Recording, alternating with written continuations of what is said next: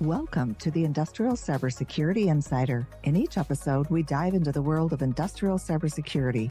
Join us as we cover the latest trends, innovations, and practical insights as we talk with leaders and practitioners across the industry. Gear up and let's get into this week's episode.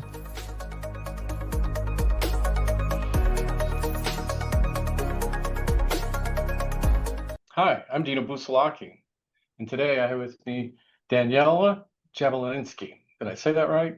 Yes. No, it's good to see you again. Last time I saw you, we were in Texas when it was hot. Yeah, it's still hot. So. Yeah. Fall's finally getting here, so it's been cooler in the Missouri area. Yeah, I shared a meme yesterday and it was somebody peering through their blinds looking at their fall sweaters because we can't wear them yet here. So yeah, still in the 90s. It'll be here soon enough. So you changed roles this year, I did. coming out of the government sector, right? Your public sector, government sector, and now tell us what you're doing. Yeah, so I left CISA by choice. Some people ask that. I did leave by choice this year. I wanted to help work on some strategy there, and I did. I left behind a lot of documentation on the OT front, but of course, they're still pivoting from the FCEB, the Federal Civilian and Executive Branch work that they've been doing for a number of years, to really focus on that OT. And it's a huge, huge task. And at the same time, I saw the market really saying, hey, we have owners and operators every day that really need help today. I know that the strategy stuff is important, and of course, it's a passion of mine, but I really wanted to do more executing, and I felt I could do that better at an engineering firm, actually. There are a lot of engineering firms in this market, like we both have them, but I didn't really want to focus on an MSSP or a reseller capacity. So our group has neither of those. So at STV, we have incorporated cybersecurity into the standard of care for the engineering practice. And that means it's greenfield, right, by design. It's advisory for large upgrades for utilities going into some of their integrations. And then, of course, standalone services. And those services are kind of left of launch, pre-keyboard assessments, intel gathering, tool rationalization, understanding some of those ROI questions that are still really complex. And I get to work with all sorts of operators, and STV's biggest footprint is in the rail industry, which is exciting for me because energy gets a lot of emphasis in the government and other sectors. And of course, energy is important for everyone, but I really wanted to cut my teeth on the rail operators that we have across STV. So we're in every rail project in the country, which is really exciting. In some piece, we don't have the whole complex operation of every single project out there. I don't want to overstate our significance, but we've been in a lot of them for 25 plus years. So yeah, working in rail now, a lot of water, and then some energy utilities as well. Yeah. Well, and we've known each other for the last couple of years, and you have a very unique perspective because you came from one of these technology companies that was rooted in OT cybersecurity, and then moved into CISA, and then back out into the engineering group, which is kind of the area that I work in. So, what kind of trends have you witnessed in your journey in this particular field of cybersecurity around industrial control system world? Yeah. The timing for me has always been really lucky. When I did leave CISA, I saw that there was this kind of overinvestment, I might say, to be honest, in capabilities. And there was a broader lack of competence and capacity. So when I came to SCV, I said, I want to build a program and I want to start with competence. I want to move to capacity, and then I want to talk capabilities. I don't just want to sling technology and hope that it works. I think people still need people, which is interesting in a time of the AI boom. For our organizations, I think people still need people. Services are booming. And I think the return on investment for these complex single pane of glass big data solutions essentially is still really important, but I think that we're starting to see some organizations push back on security deployments that are maybe 5% rolled out after a number of years to really understand how do we actually build metrics around continuous improvement and what does that look like, not just dollars spent, potential assumed average dollars saved. We're getting a little bit further than that. Yeah. Yeah, it's one of the things that we witnessed in the work that we do is a lot of the control systems are very old. I mean, I'm talking 30-year-old stuff, and it's very common in the food and bev industry specifically. I mean, I think others, life sciences has probably done a better job of keeping up with more current technology in their manufacturing processes, but in a lot of other industries, not so much. So, knowing that, where should they focus their efforts? Getting back to what you said, because I don't think AI is going to solve that particular problem. It gets back to the people issue that you mentioned, and there's just not enough of us out there at this stage really digging into how we can improve the cybersecurity posture in those manufacturing environments. Yeah, and I'm also seeing, so I mentioned some of the advisory work. I'm seeing a lot of upgrades happening in buildings and utilities elsewhere where the money is actually there, of course, for the purchase, and security is now starting to be baked into some of the procurement language, some of the contracting language, and that's a huge win for OT security, right? So yeah, it's 30 years old, but hopefully when we replace it, we'll do a little bit more on the hardening guidance and some of the, actual comprehensive, this is the configurations you want as a baseline to start to lift that tide. But I still think that there are too many point solutions and not enough, due diligence in that governance process of what do we deploy, why do we deploy it. I actually saw a report recently that had compensating controls considered immature for OT security. I thought that was a little bizarre because sometimes it's the only option. And so it actually is quite mature rather than just kind of leaving it in its natural state, which might be completely insecure and connected. So, a couple of different things to answer your question on focusing efforts. If I'm thinking actual controls, of course, it's easy. It's asset management, segmentation, and access controls. But I also think we have to kind of have a moment and pull back from our security stacks and say, do I have too many point solutions and not enough comprehensive due diligence in my governance? Have I cherry-picked standards and frameworks that on paper are not actually meeting my needs? There was a really good report, I think, just a couple months ago. It's not the one you and I were just talking about from Forescout. It was actually a report looking at the DOE. So they had the Office of the Inspector General that looked at the basically the success of the NIST CSF across multiple organizations. And it really found that several sites had not fully developed and or maintained policies and procedures to help facilitate the design and implementation of the security controls that they thought that they had on paper, essentially.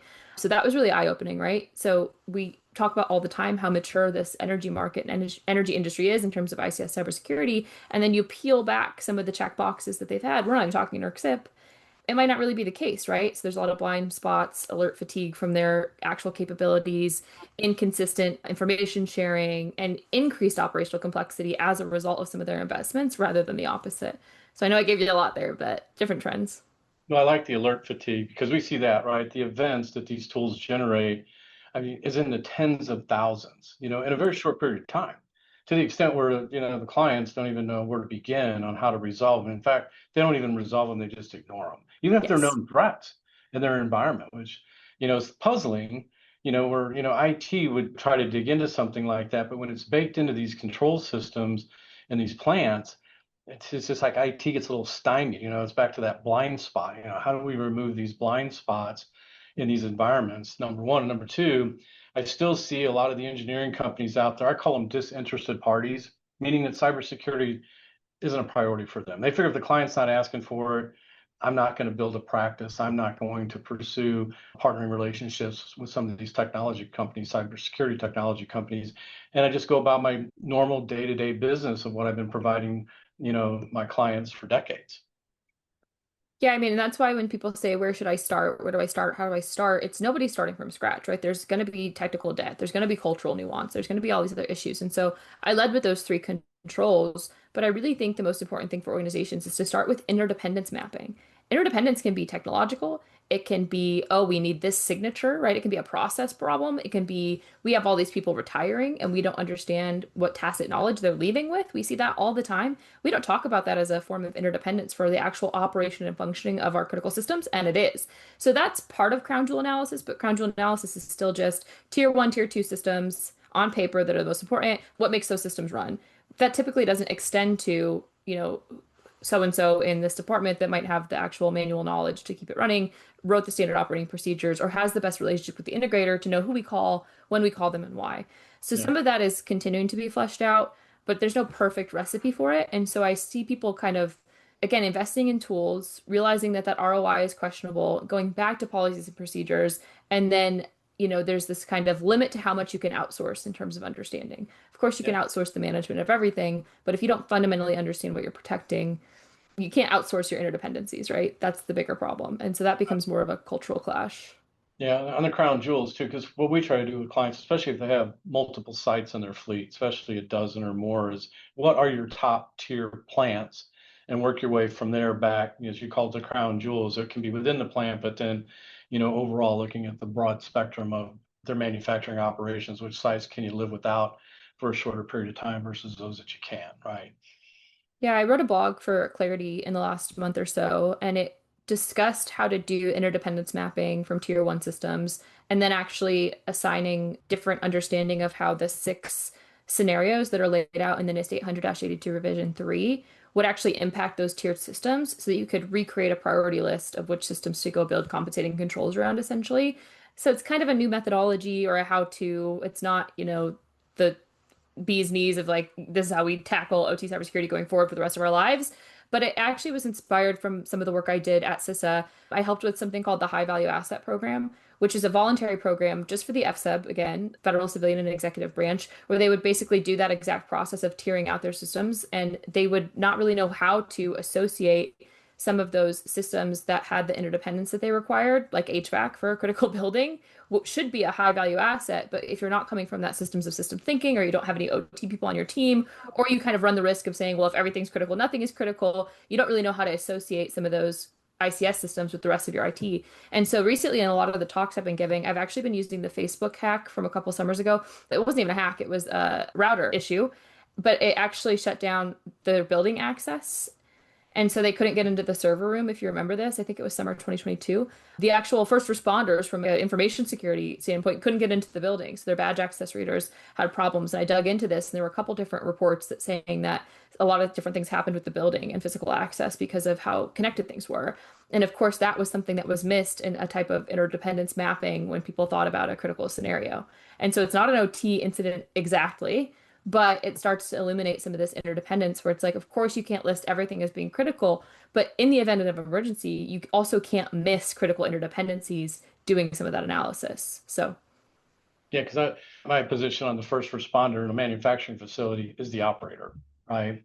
Meaning those machines need to get in a safe state place, before you start breaking things or disconnecting things, because if you got product in the mix or equipment that's running in a particular operation, somebody's got to shut it down in a standard natural fashion, right? And when you look at that piece of it, I think that's one of the things that's missing. You called it like a resource deficit, or meaning that they're not really including the local teams that really understand how those manufacturing facilities operate and run and what's in them in their overall strategy.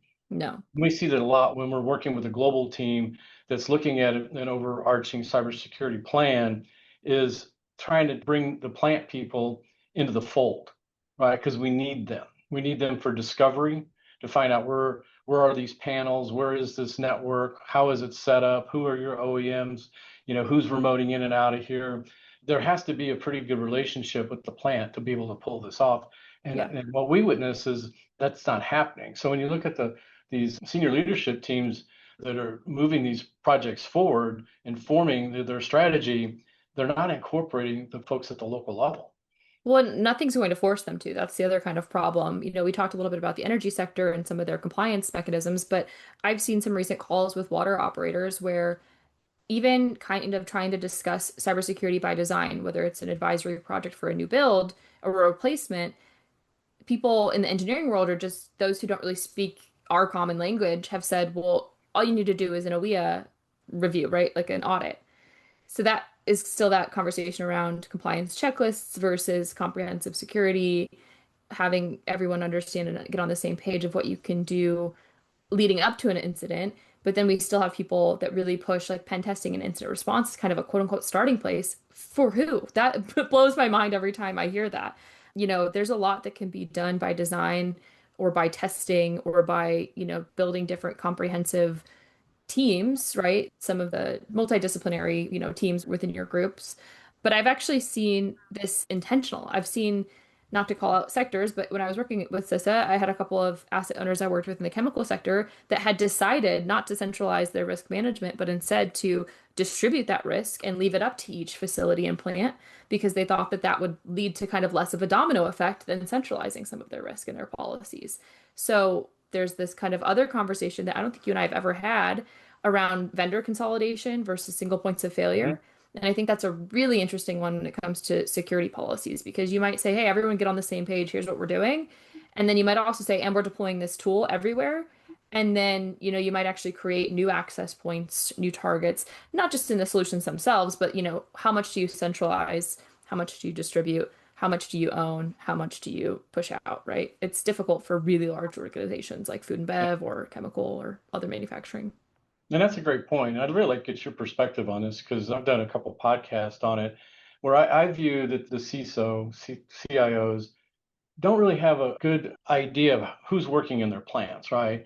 So if you're a large manufacturer, you've probably got 20, 30, 40, 50 different SIs and OEMs working in your plants on any given day based on projects and activities.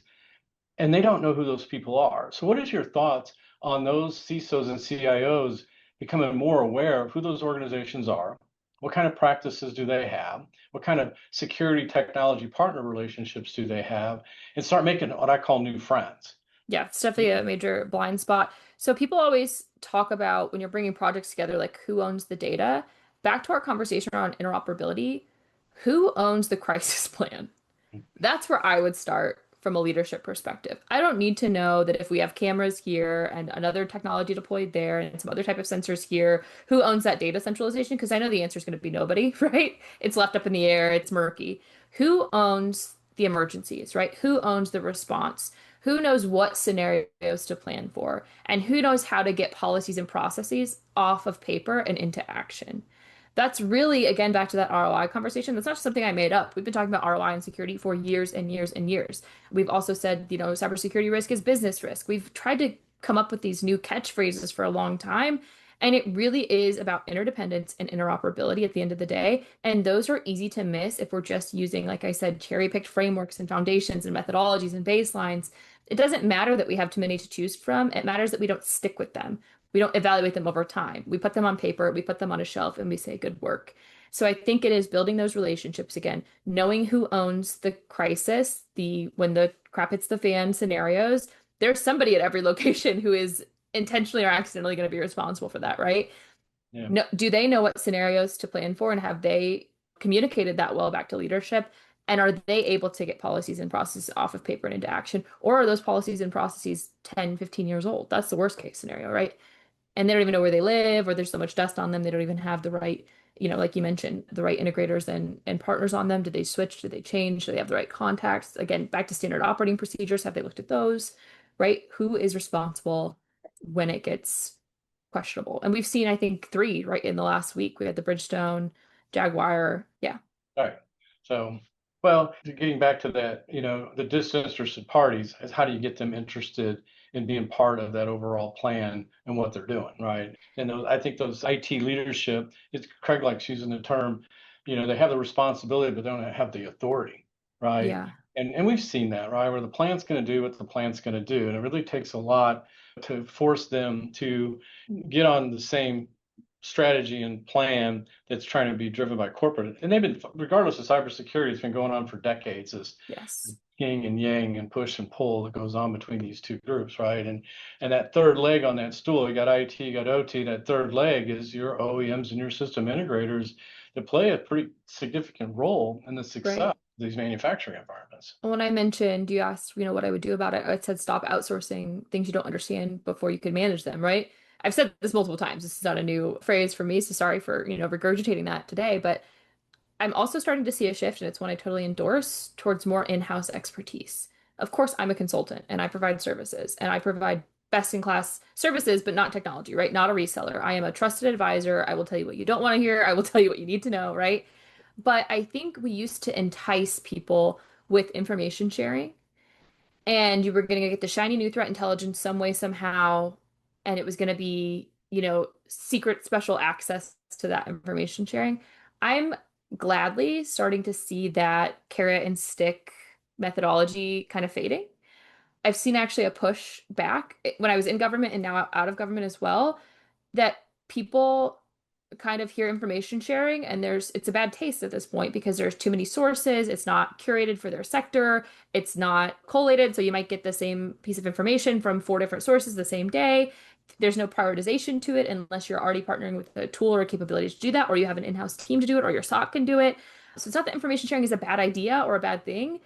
But I don't think it's the carrot that we used to think it was. I actually think building that in-house expertise, engaging interest in these topics is huge. Because even if you're going to eventually outsource something, whether it's a service to you or me, or a piece of technology to come in and, kind of fill a gap or plug a hole, you still need somebody in-house who understands that. And that was not the case for the last 10 years. You had somebody that signed the checks, and you had somebody that briefed the board for why they signed the checks, and that was about it. Now you have people that are coming in and saying, you know what, I'm going to build full expertise. I'm going to be able to walk through the NIST CSF every day. I'm going to be able to actually understand some of this NIST guidance on OT. I know what relay logic is. I understand the plants. I've walked the shop floors, right? That's totally different, I think, even in the last 5 years. It used to be, I'm going to put on a suit and sit in a skiff because I have special access via this group or that group, right? I won't name any because they're great groups and they're providing an excellent service. But I don't think that that information sharing is the due diligence we needed for vulnerability awareness and doing something about those threats. Yeah, so insightful.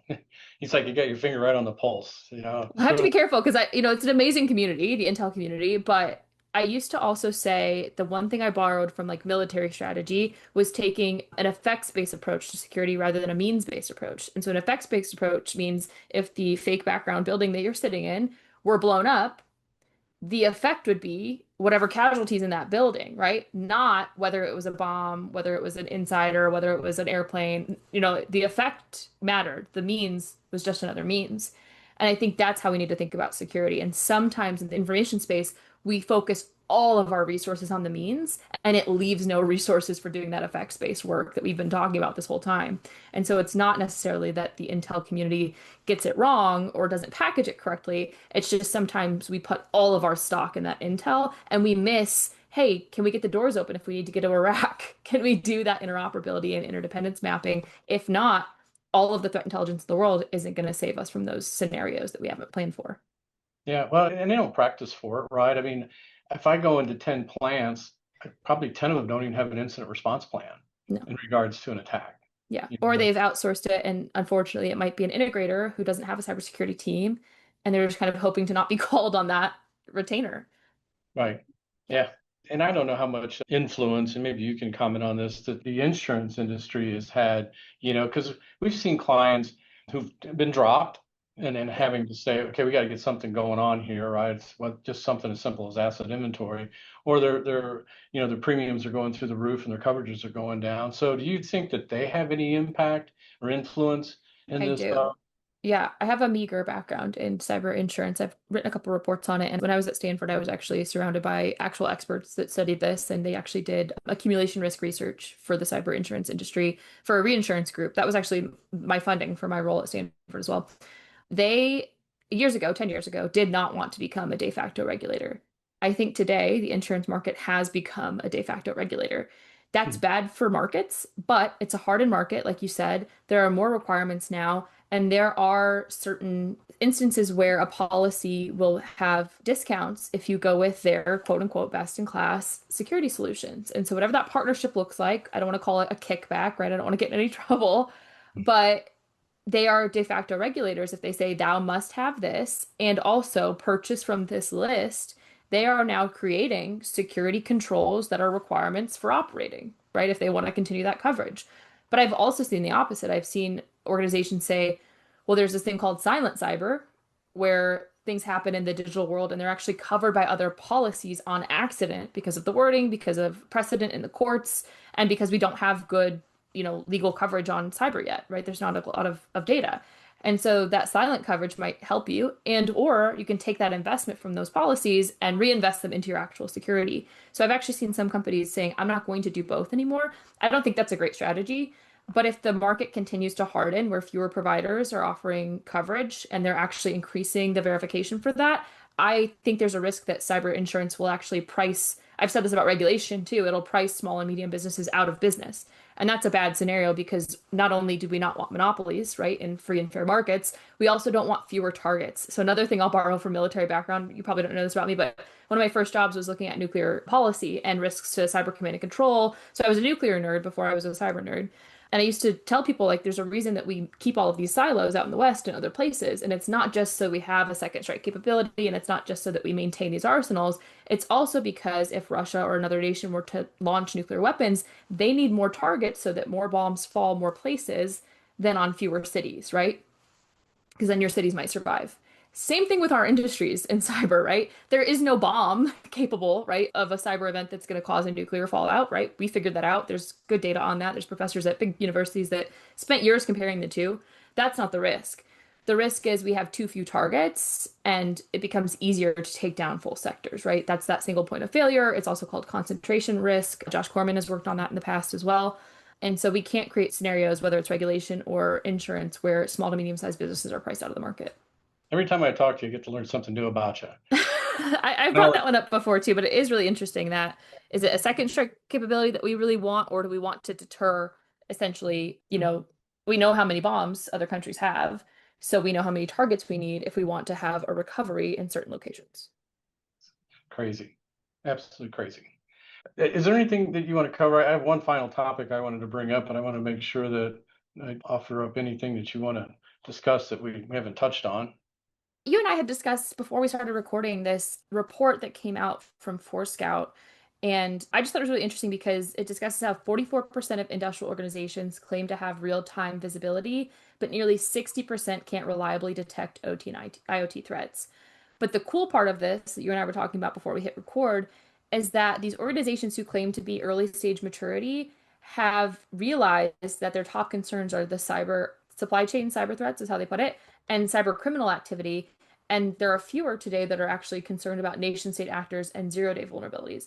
Where, flashback 4 or 5 years ago, 0 days and nation states were all anyone ever talked about. And some of the, low level, negligent insider misconfiguration type scenarios didn't really even bubble to the top. And so I think that that's an interesting kind of paradox that more organizations claim to have wrapped their heads around this visibility problem that has become the marketing trope for OT cybersecurity. But at the same time, they've realized that the threats are, hey, I might have a just-in-time process and a supplier that could tank my mean time to recover, and or ransomware and easy things like passwords on the internet might actually be more important than a really novel tailored attack coming at me. And I think this is also a reflection, like we are just talking about, of threat intelligence not being as impactful for most organizations today as we thought it was going to be.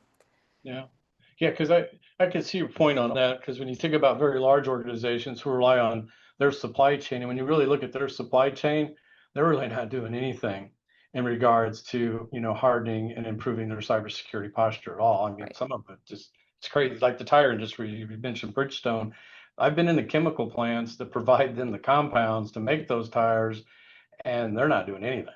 Yeah. Yeah. And, there's certain chemical companies that touch 70% of the food industry, of course, as you know. And it's not to make fun of the chemical industry. It's back to interdependence and interoperability. What do we care that we deliver every day that we haven't thought through in a crisis might be the linchpin, might be the ball bearing, is the World War II example we like to talk about, Right. and the choke point issue. This happened to Toyota a couple of years ago, of course, that they had a just-in-time supplier in Japan shut down a plant.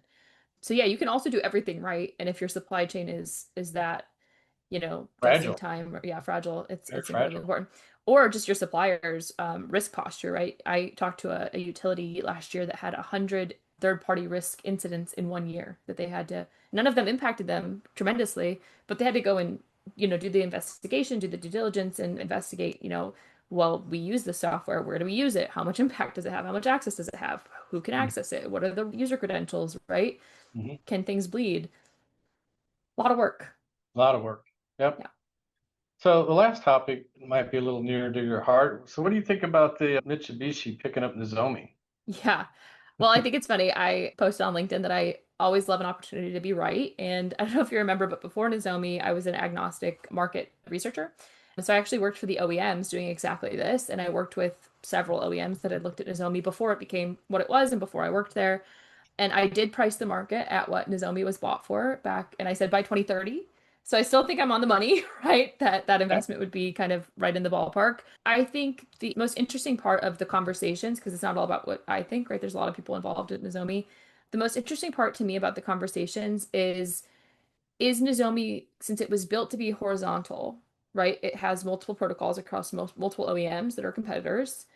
Can one OEM continue that agnostic approach? So back in the day when these solutions began, there was two big questions. One was, do we build the UI for real people, or do we build the platform to go to a sim? And so nobody's eyes are going to be on, remoting into my sensor and actually looking at the Nozomi dashboard, right? That was the big conversation. Nozomi invested in the dashboard. They had one of the best UIs out there, right, from the beginning.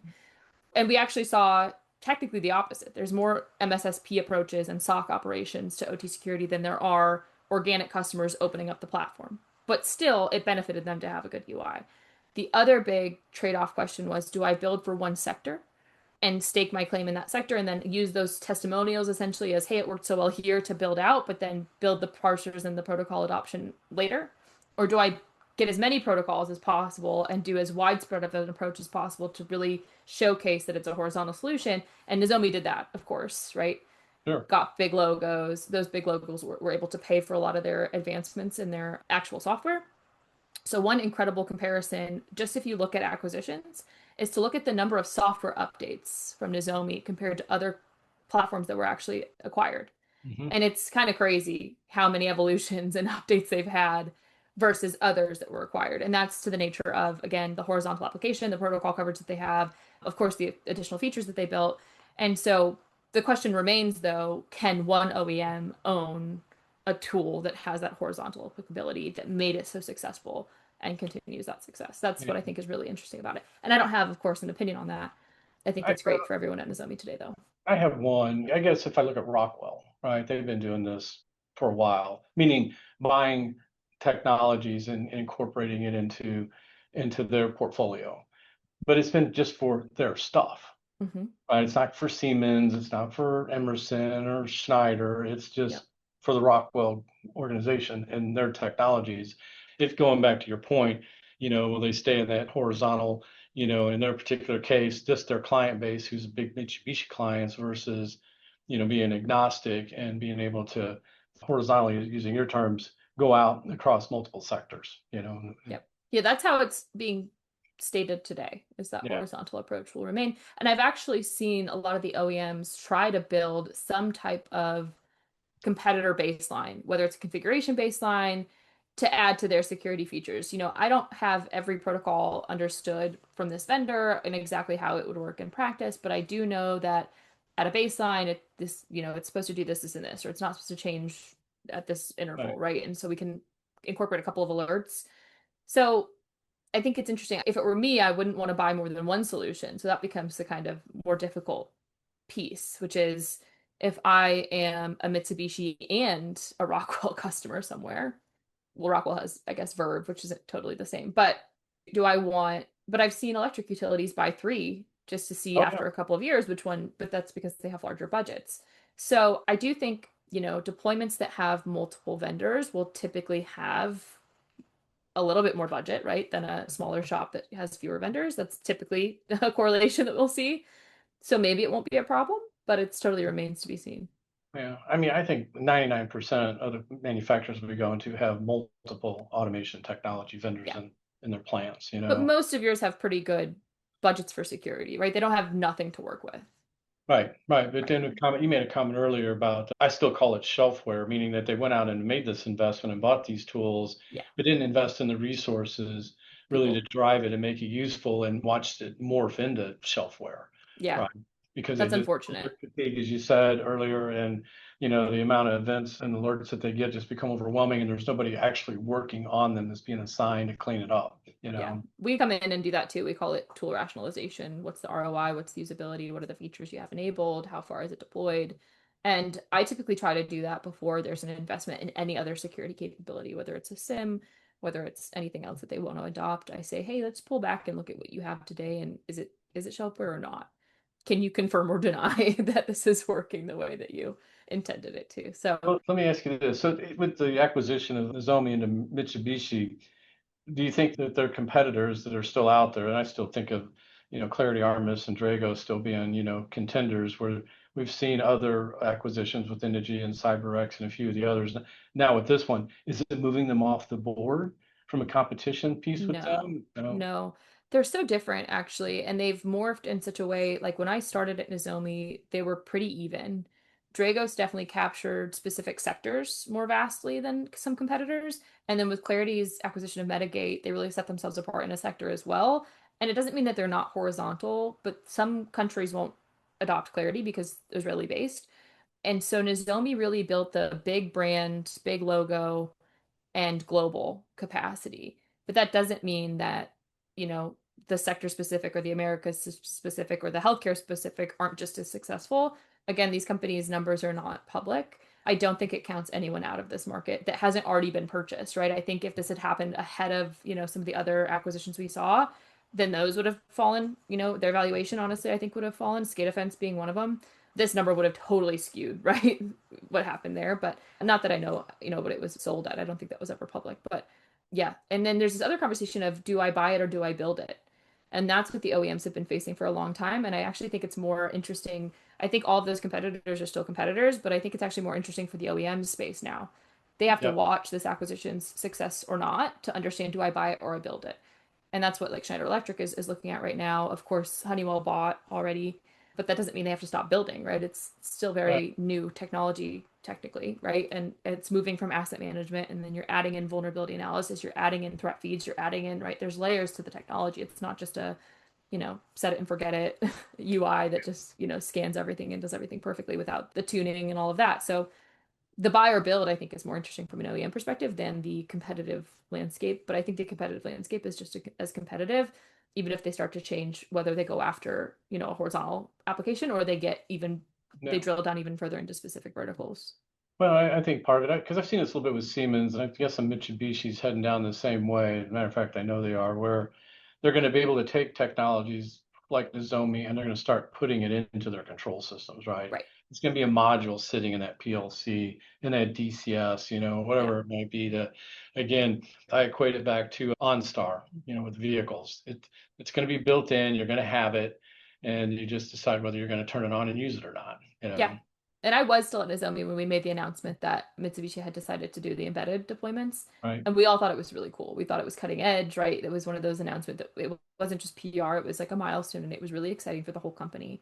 Right. So yeah, I think buy or build is the more interesting thing to watch. And I think it's been less discussed on the success or failure. What does this mean on the valuations? Yeah. Well, it's great talking to you, DJ. Always. Yeah, I mean, the wealth of knowledge in this field is incredible. So I really always enjoy it. Me too. And next time I'm in Missouri, I promise that we'll do breakfast again. And Yeah. I was so glad to see you down here in Texas. Yep. Thank you. Thanks for tuning in to the Industrial Cybersecurity Insider. To stay up to date with our latest episodes, be sure to click the follow or subscribe button now. And if you found this podcast helpful or have a topic you'd like us to discuss, please leave us a review or let us know. Thanks again for listening. See you next time.